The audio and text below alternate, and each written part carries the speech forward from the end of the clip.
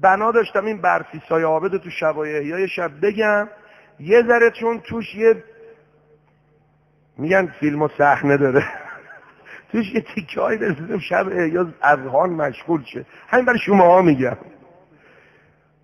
من برفیسای عابد رو عرض کردم به یکی از مقامات الهی، به یکی از حضرات آیات، گفتم آقا این مشکلش چی بود؟ گفت تقوا نداشت.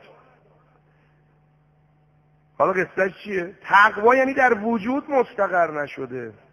بلایی که ما هم گرفتاریم. ما بچه ها تو رو خدا گوش بده، جان سعید گوش بده.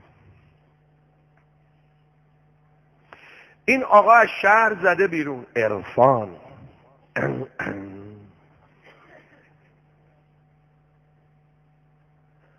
توی دل کو تک تنها،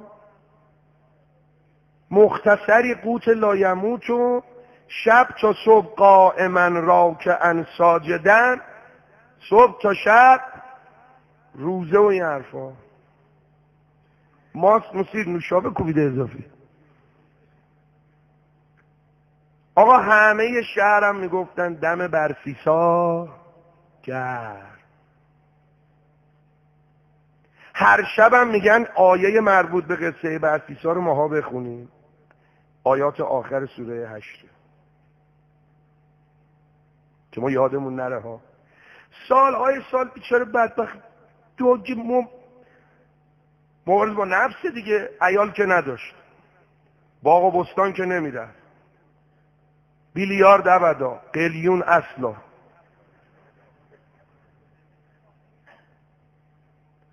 اونجا مشغول عبادت بود. دختر پادشاه فلجه، فرستادن دنبالش بی پایین دعا کن.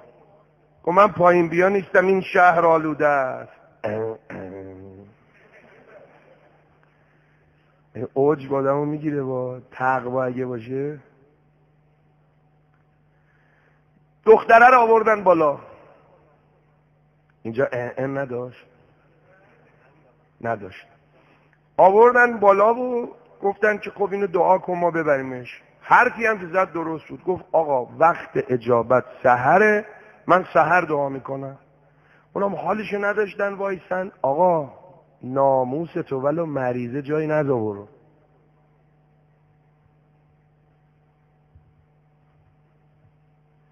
چرا با زنت دعوا میکنی؟ خودت سوار ماشینش کردی. آقاسی نکن. چی شد؟ ناموست مریضه، برای چی میذاری اینجا میری؟